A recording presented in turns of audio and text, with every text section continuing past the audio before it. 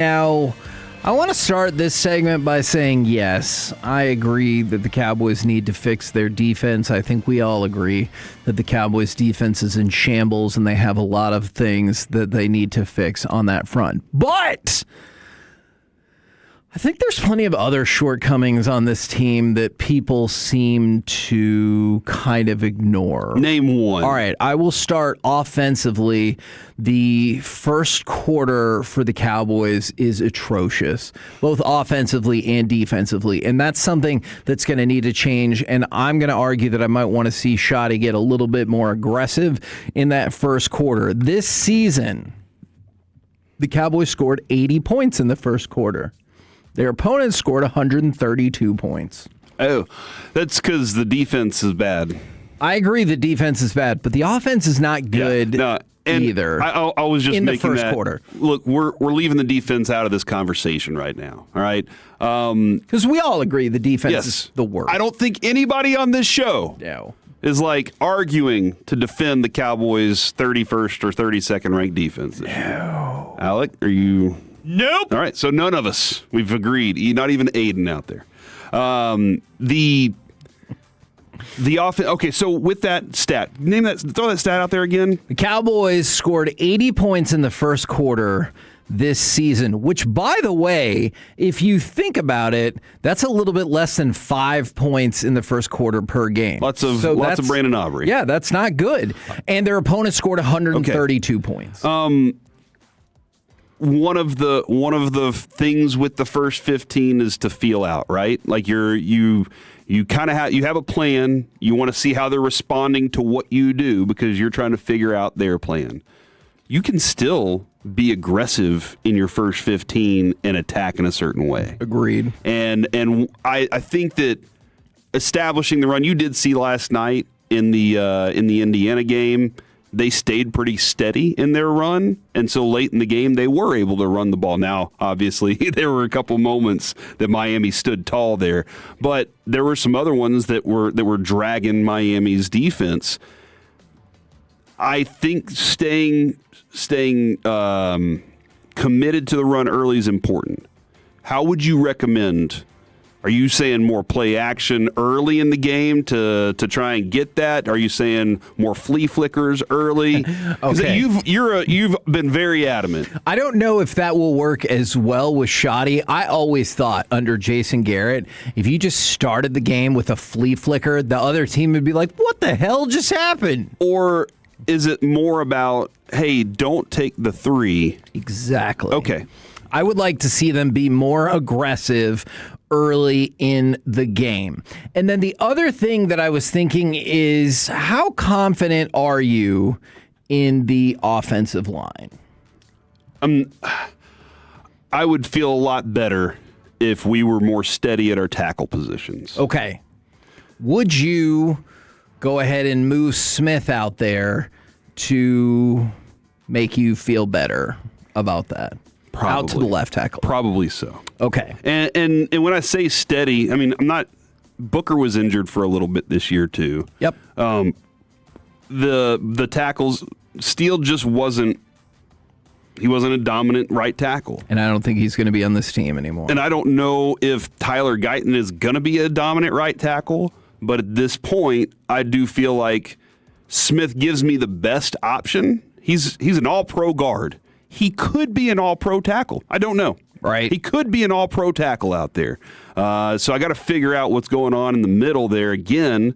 If I'm gonna move Tyler Smith away from that spot, or I need to go draft myself an all-pro tackle or find one in free agency. And I think that's where I'm gonna have to find two now. Exactly. And I think that's where the next phase of my concern starts. So let's say that you just don't move Tyler Smith. You talked about all-pro level left guard. Left guard. All right. So you feel pretty good about the interior of your line, going with Tyler Smith, Cooper Beebe, and Tyler Booker. Yes? Yes. All right. So then you have questions at left tackle and right tackle. And that partially for me is because I don't think Terrence Steele is going to be here, and then also for Guyton. But let's say you go ahead and kick Tyler Smith out to left tackle, so you feel good about that. But now you have questions about left guard and probably still right tackle, even if you decide to try Tyler Guyton out at right tackle. So when we talk about the defense, as you should, this defense was terrible.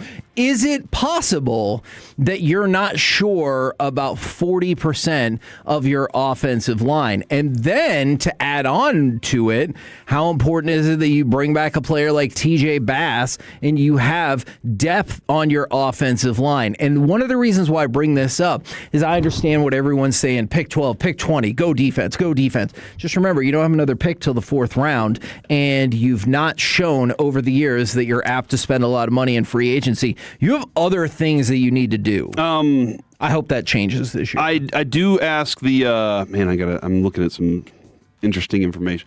I feel like, Kevin, of the lesser of two evils, for the right now, you're saying that the offense is the lesser of the two, that they can score points. Sure. And how many times could you have been a more than mediocre team if the defense could just stop people? So when it comes to the offensive line, Kevin, I'm perfectly fine going back into this thing with the same group and thinking we ran the ball pretty damn good and we were offensively able to do that and that's why I'm willing to go into a draft for defense. But we have money in free agency too. And so that's where that other part of it comes. So yes, when I know that people are going one way, and you're saying maybe think about zigging and zagging a little bit, but I feel like my offense was good enough to produce the points necessary. And go ahead. That's it. That's all I got there. And I see people trying to insinuate or flat out say that they would like to see Terrence Steele move to guard. I don't know about that at all to begin with, but then also if you look at his contract, I think they're going to view it from the perspective of, hey, we could realistically save about $14 million if we salary cap wise if we move on from him. I haven't, and maybe one of the other hosts on the station has made that suggestion. I haven't thought about Steele at guard yet, considering that he is better at run blocking. That's one thing to think about, but it's like stretching out a pitcher. You're going in the offseason with a whole new, you have to make that plan now. Hey, we're going to do something like that. We're going to convert you to this. We're moving Tyler Guyton now, but I see what you're saying. Now, can they find anything to replace it at a better price with a better player? And there is an offensive lineman I'd like to have. I think you can get him for about $10 or $11 million. That's one that I'd like to do, but I'm not sure. I'm just not sure how we do that. And so we've set it up. You can create $70 million in salary cap space pretty easily, potentially more if you want. Now, let's just quick hit a few of these things. I would love to tell you that the Cowboys would reach a long-term deal with George Pickens, but if they don't and they go franchise tag, that drops you down to $42 million. If you want to keep Kenny Clark and Jadeveon Clowney, let's just say at $10 million apiece, all of a sudden that drops you down to $22 million. And that's including getting rid of Terrence Steele. Are you going to potentially renegotiate that Tyler Smith contract? I would hope not, but who knows? Maybe that's the direction you go. Do you feel like you need to re-sign TJ Bass? My point is, and Javonte. So, let's say you bring back TJ Bass and Javonte. Now, theoretically, I'm going to give them a combined $9 million. Now you're all the way down to $13 million. And so it can happen so fast, and that's just by bringing back people that were already on your not very good team. Yeah. And that doesn't even factor in other additions that you're going to want to make besides just your first 2 draft picks. So what I continue to get concerned about is while everyone is focusing on the defense, and I hear you on that, I'm with you on that, there are a lot of other holes on this team, and it feels like you could run out of money pretty quick just bringing back players that you like. The franchise. I think you got a really good point there. Steele cost me how much again? Steele, this year his cap hit is $18.6 million coming up, and so if you moved on from him, you'd save about $14.5 million. And then I'm going to $14 million. And I want to spend about 10 or 11 of that. Okay. Yeah. And that gives me $3 million, about $3 million to play with. True. And then or approximately what the Rangers have spent this offseason. Damn, dude. Oh, I'm sorry. Is that breaking news to everybody? No, it's not. My bad. Dude, I like having this Kevin around. Maybe you should feel this way a little bit more. You're on edge today, and I like it. My body could fall apart at any minute. I think that's an interesting plan. I hope the Cowboys are willing to consider and look into it and make something like that happen, or figure out some other ways to acquire some draft picks for this season. I know, like, that's another thing, Kevin, that you don't have a lot of assets to do this with, but you need to figure out a plan to be able to add something to this team. And right now, the only way to do it is by using what you have in free agency, and you don't have much. Can I ask? Go ahead. I have a question about Dak that somebody brought up. Ooh, okay. So my question was going to be honestly for both of y'all about the draft and the trade value there. You've got pick 12 and you've got pick 20, and then you don't pick again until the fourth round, I think 112. Where would you be willing to trade down to stockpile other picks? Do you need to stay like in the first round? I'd like to. Okay.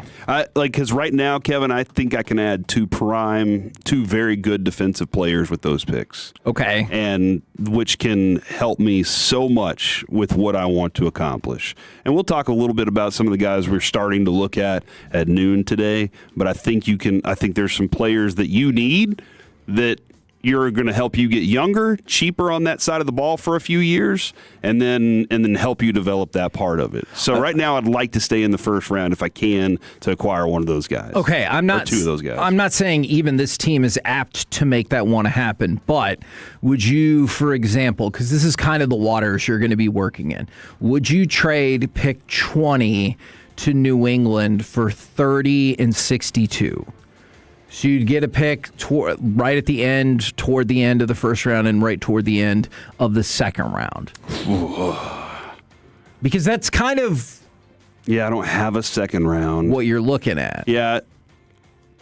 I know. Oh, wait. I know it depends on how the board falls. Yeah. I understand all but of that. I would be willing to do something like that to acquire it based on how I'm looking at my board right now. Yeah. Okay, all right. I think I can still add a good player to my team. And, Kevin, what I might be able to do in that instant, I might be able to say, you know what, we found our offensive lineman at the 32, and we feel like we can find another good defensive player in the second round. Yeah. So that might be something that I'd be willing to do as well. I don't know if the Jets would be apt to do this with the pick. I would be really interested in is trading off of 20 to the Jets for 33 and 44. So that would be the first pick in the second round, and then a mid-second round pick. Kind of early. Somebody said, hey, why are we not talking more about Dak's red zone inefficiencies? I mean, I feel like we've talked about that He was 55% in the red zone, 21 touchdowns and 3 interceptions. I don't have everybody else's numbers comparatively. 55% is not good enough. Right. The touchdown to interception ratio is fantastic. Sure. It just seems like we have to have too many plays in order to get the goal we want accomplished. And then a lot of times we end up settling for 3, which is not favorable to this team. Yeah, I feel like we've talked a ton about the Cowboys kicking field goals nonstop. And then from the 6-8-2, and I understand this line of thinking, we need primo players. Stop trading down. That's probably why we can't find anybody good. Just pick where you are and get 2 first-round picks. I'm fine with that. And in this scenario, I still had you 2 first-round picks to start with and an extra second. I think my issue, I understand what they're saying about primo players. I think my issue when it comes to this team is you need a lot of players. And also, Yes, and that's why free agency is going to be so important too. Please. And then the other side of that is, can from 20 to 32, what's the difference? Yeah. In the primo player, is it that much of a difference? If it is, then let's stick at 20 and start spending in free agency.